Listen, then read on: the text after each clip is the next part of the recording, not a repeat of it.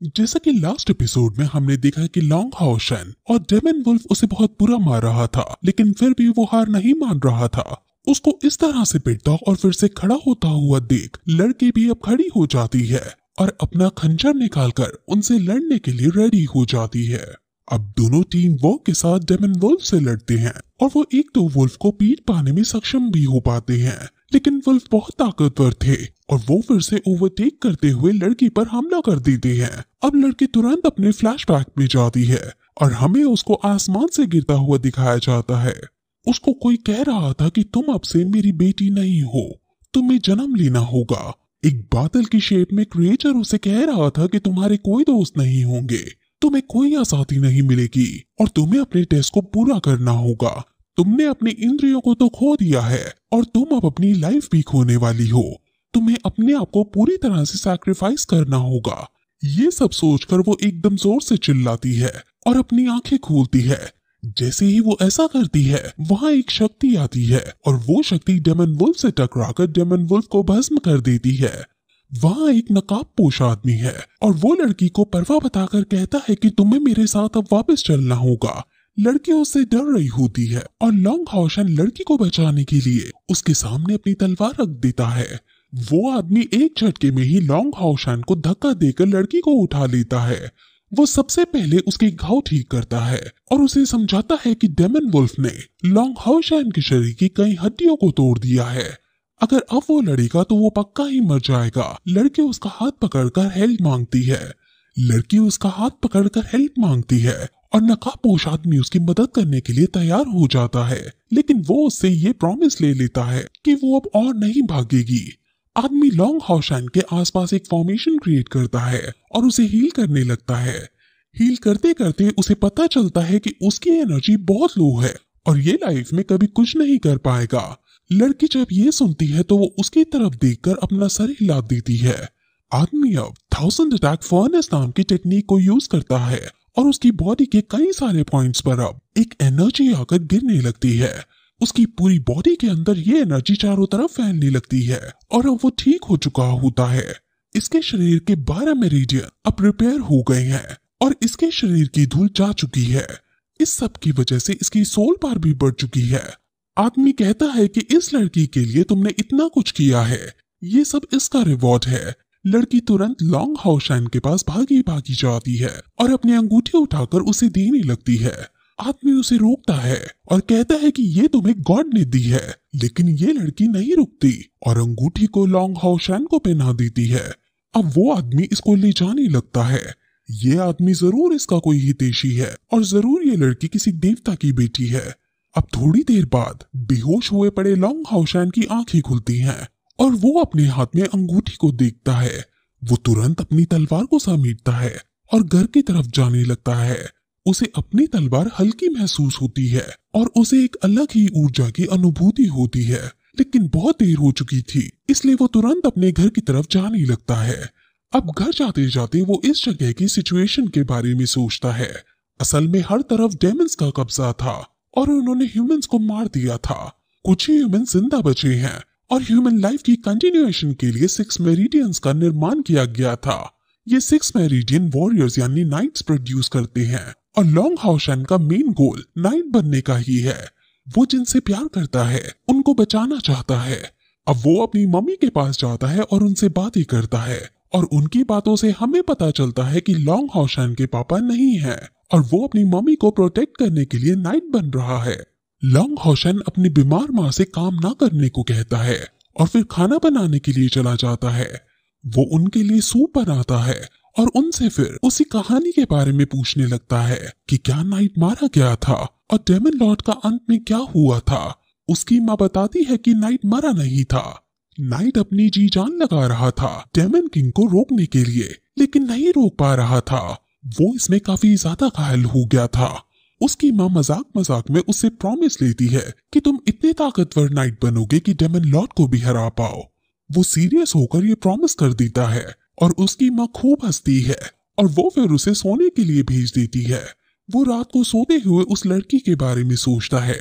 उसकी माँ बाहर कपड़े सुखा रही होती है। उसकी माँ असल में एक धोबिन है और तभी वहाँ एक अजनबी चुपके से आता है। पहले तो माँ को लगता है कि ये कपड़े धुलवाने आया है, लेकिन ये आदमी और कोई नहीं बल्कि इसका पिता ही है। पति अपनी वाइफ को देखकर बहुत खुश हो जाता है और यहाँ से हमें पता चलता है कि पति अपनी वाइफ को कई सालों से ढूंढ रहा था और ये पति और कोई नहीं बल्कि वो नाइट ही है। वो उससे पूछता है कि तुम आखिर क्यों इतने टाइम से मुझसे छुप रही हो। वो बताती है कि वो बस अपने बेटे को सुरक्षित रखना चाहती है। नाइट जब ये सुनता है कि उसका एक बेटा भी है तो वो बहुत खुश हो जाता है, क्योंकि लास्ट टाइम जब ये साथ रहे थे तब ये सिर्फ प्रेग्नेंट थी।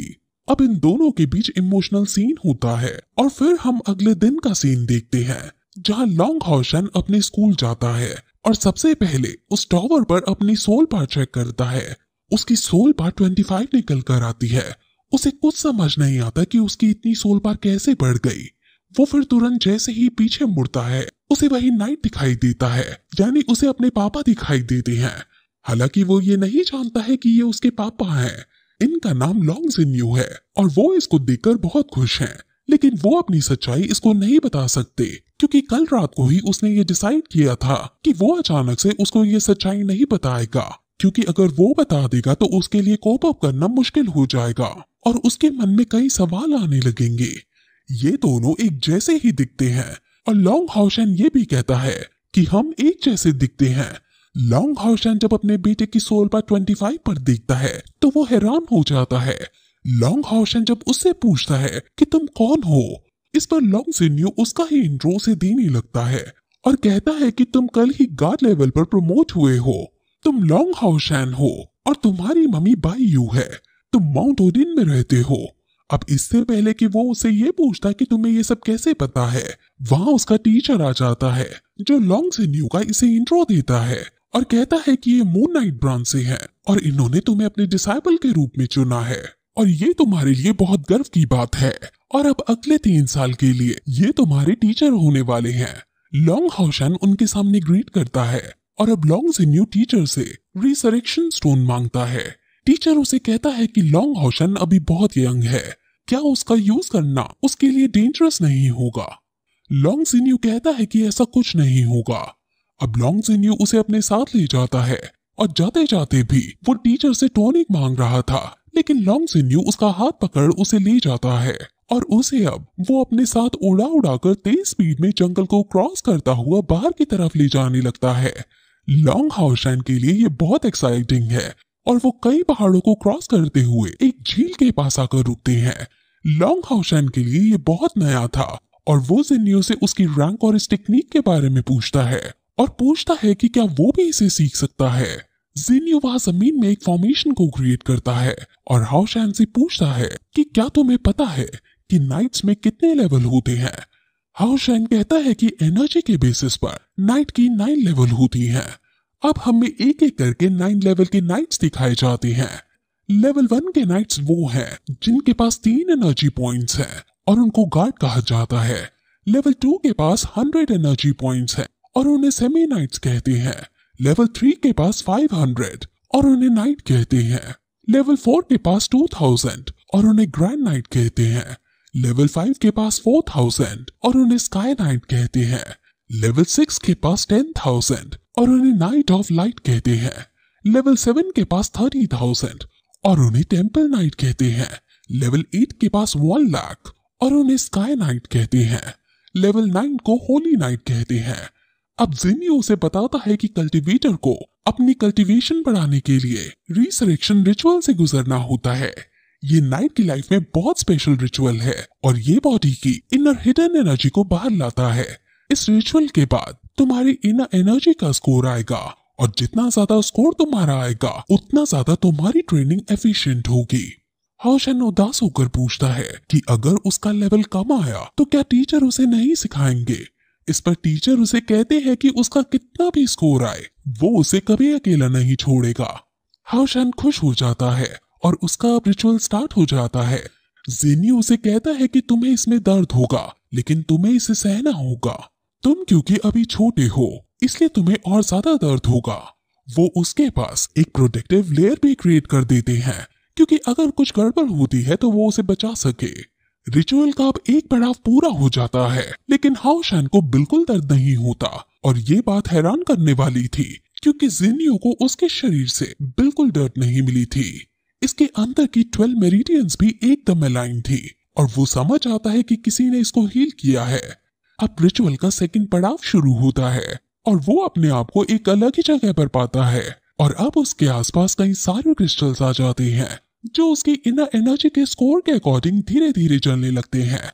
वो अपनी अलग सी दुनिया में आसपास अपने एक गिरती हुई चीज को देखता है और वो तुरंत उसके पास जाता है और उसे वहां एक काली तलवार दिखाई देती है और फिर ये एपिसोड यहीं खत्म हो जाता है।